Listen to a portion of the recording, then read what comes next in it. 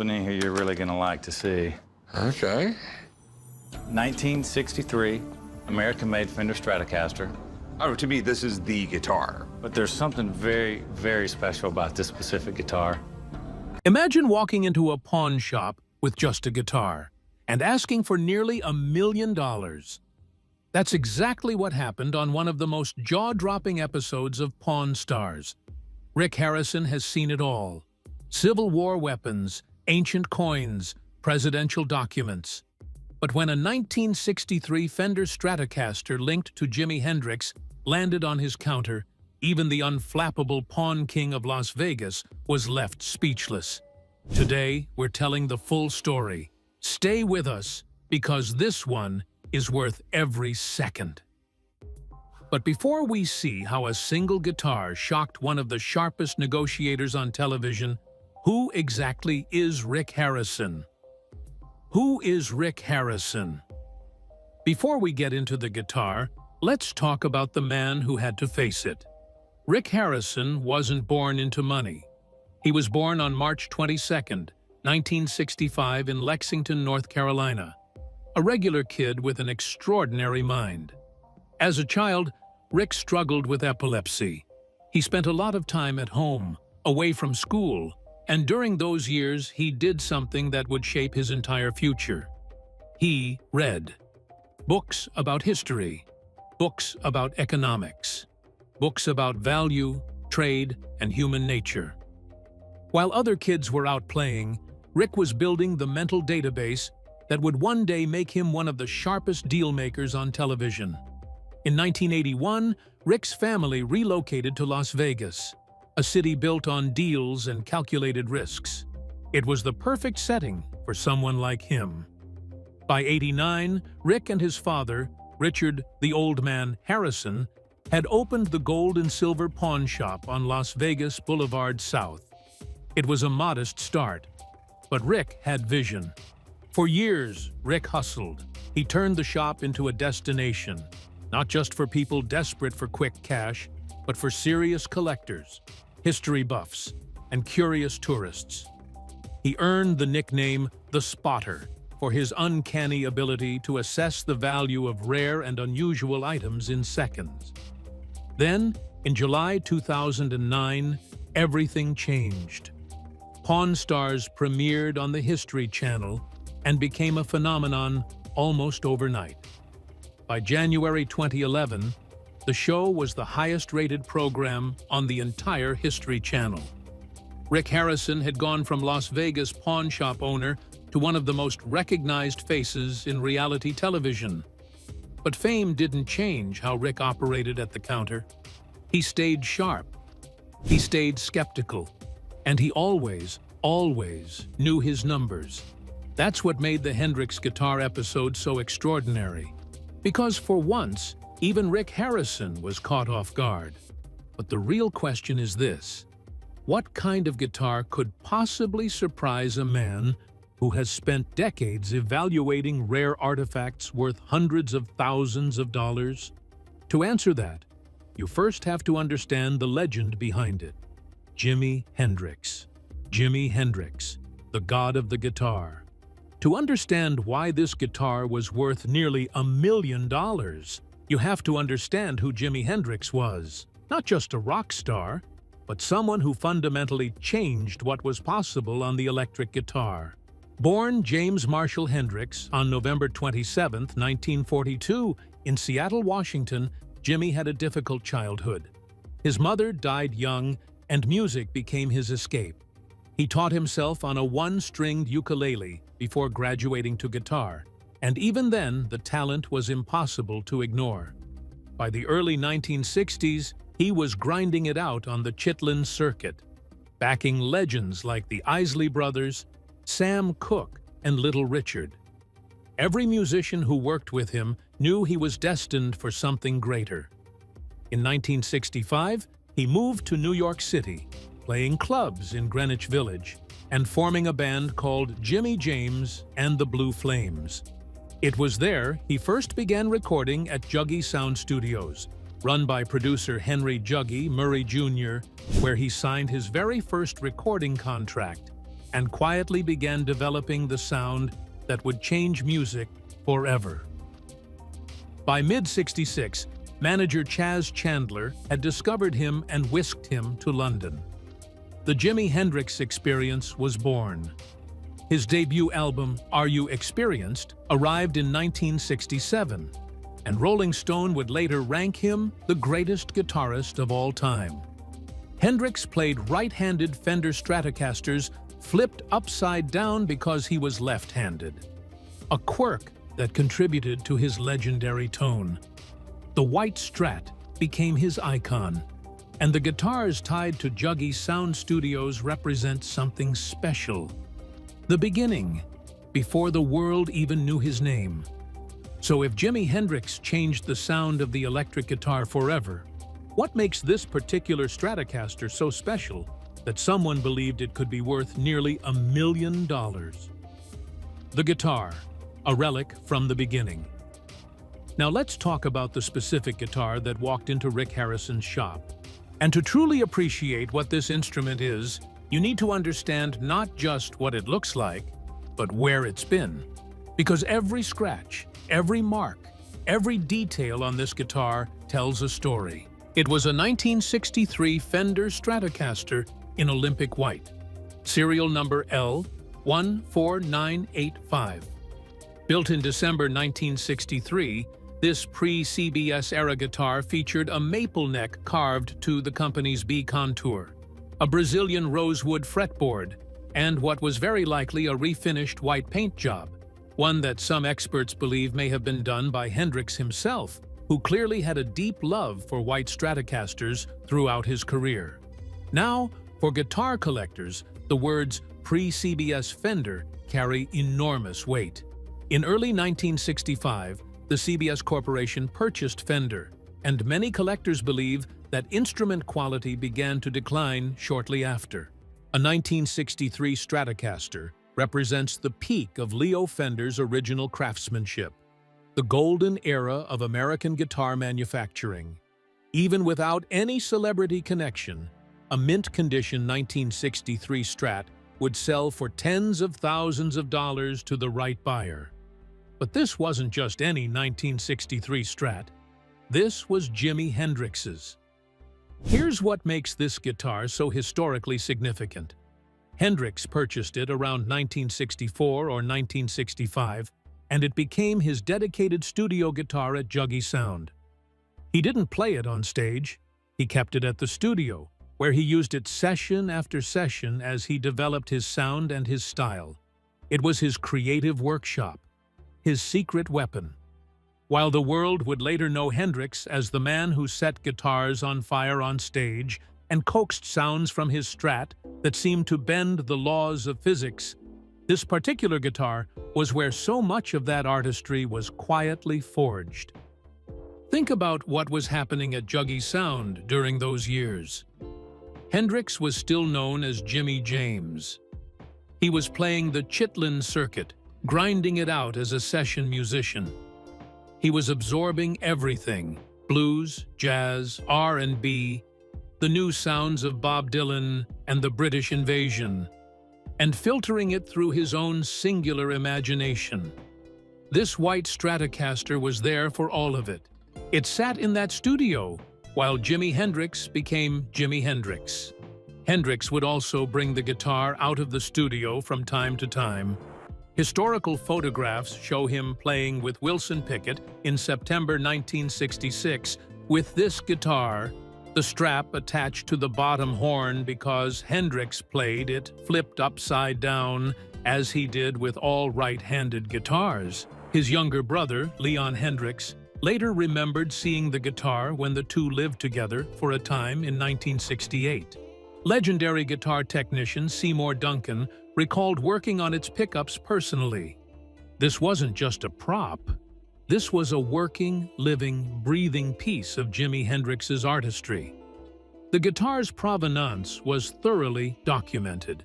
It came with a notarized letter from Leon Hendrix, the only guitar he ever officially authenticated as belonging to his brother. Leon had a reputation for being extraordinarily careful with such attributions, which made his endorsement particularly meaningful to experts and collectors. And here's an extraordinary detail. There was a distinctive black mark inside the guitar's vibrato cavity that Leon specifically recognized, allowing him to identify it with certainty.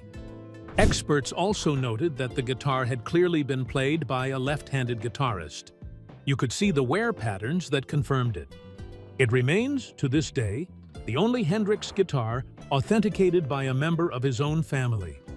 After completing the Band of Gypsies album at Juggy Sound in early 1970, one of his very final recording sessions before his tragic death in September of that year, Hendrix gave the guitar to Skip Jurried, the studio's chief engineer and one of his closest friends. It was a gesture of profound gratitude and affection, the kind of gift you give to someone who has been there from the very beginning. Skip Jurried passed away in 1988, and the guitar was passed down to a young relative. From there, it eventually made its way into the hands of a seller named David, who walked through the doors of the gold and silver pawn shop in Las Vegas with a one-of-a-kind piece of rock and roll history tucked under his arm. Which brings us to the moment that made Pawn Stars history. What happened when this one-of-a-kind Hendrix guitar was finally placed on Rick Harrison's counter? The moment. Rick Harrison meets the guitar. The episode aired on February 27, 2014, as part of Season 11 of Pawn Stars. It was titled Purple Haze, a fitting nod to one of Hendrix's most iconic songs. When David walked in carrying the white Stratocaster, Rick's eyes lit up. He knows guitars. He knows pre-CBS Fenders are highly desirable. But claiming this was personally owned and played by Jimi Hendrix demanded serious verification. Because in the world of high-value memorabilia, claims like that are made all the time, and most don't hold up. Rick did what he always does. He called in an expert. No matter how good his instincts are, he knows his limitations. When something falls outside his expertise, he brings in someone who lives and breathes that world. The expert examined the guitar, reviewed the documentation, the notarized letter from Leon Hendrix, the serial number, the wear patterns consistent with left-handed play, the provenance chain from Skip Jurried to David. Everything checked out. The guitar was confirmed as legitimate. The only Hendrix guitar ever authenticated by a member of his own family. And then came the number that stopped Rick Harrison in his tracks. The estimated auction value between $750,000 and $1 million. Rick went quiet. For just a moment, the unflappable king of the Las Vegas pawn world was visibly taken aback. This wasn't an abstract number in a catalog. This was a guitar in his shop right now.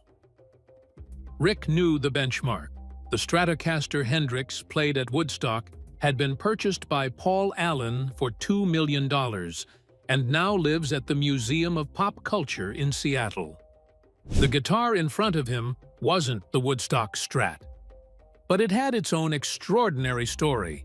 Not the icon on stage, but the artist in the studio, quietly becoming great. Now that the guitar had been authenticated and its value revealed, could Rick Harrison and the seller actually agree on a price for something worth up to $1 million? The negotiation and why it fell apart. Now came the part of the show that Pawn Stars fans live for: the negotiation. Rick Harrison is famously cautious when it comes to big-ticket items. He doesn't buy emotion. He doesn't buy stories. He buys math. And the math on $1 million guitar, for a pawn shop owner, even one as successful and experienced as Rick, is genuinely complicated. Rick's offer? $450,000. His reasoning was straightforward, and honestly, it was fair business logic. When you're a pawn shop owner, you're not just buying an item, you're taking on all the risk of reselling it. A guitar worth $750,000 to $1 million at auction doesn't just walk off the shelf. You can't put it in the display case next to a signed baseball and a vintage pocket watch. You need the right buyer. You need the right moment. You need the right auction house, the right marketing, the right collector with deep enough pockets and enough passion for Hendrix to write that check. In the meantime, your capital is tied up. You might hold a guitar like this for months, even years. You're paying insurance on it. You're storing it securely. And there's always the lingering risk, however small, that a new buyer's expert might raise a question, or the market might shift, or something unexpected emerges. Risk doesn't disappear just because a guitar is authentic. Rick always factors in risk. That's how he stayed in business for decades. But David wasn't having it. And honestly, you can't blame him either. If the expert says your guitar is worth up to $1 million, if it's authenticated by Jimi Hendrix's own brother, if there's documented, notarized proof of every hand it's ever passed through, then $450,000 isn't a deal. It's a discount, a very large one. David would be walking away with less than half of what his guitar could realistically fetch on the open market. Why would he do that? That's the fundamental tension at the heart of every big Pawn Stars negotiation. Rick needs room to make a profit. The seller needs a fair price. And sometimes, those two things simply can't meet in the middle. This was one of those times. David walked away. No deal was made that day. The guitar left the gold and silver pawn shop the same way it came in David's hands, heading back out into the world to find a buyer worthy of its history. The guitar was later connected to Cowtown Guitars, a well-known brokerage specializing in high-value rock and roll memorabilia, including Hendrix instruments. It eventually went to auction through Guernsey's in December 2017, where it was offered to serious collectors around the world, the kind of buyers who don't just want a guitar, but a piece of music history. At auction, it had a chance to find its true value, unconstrained by the economics of a pawn shop transaction. So why did this deal collapse, even with nearly $500,000 on the table? And what does this moment reveal about how value really works in the world of rare collectibles? Why this moment matters. Here's what's fascinating about this episode beyond the drama of the negotiation.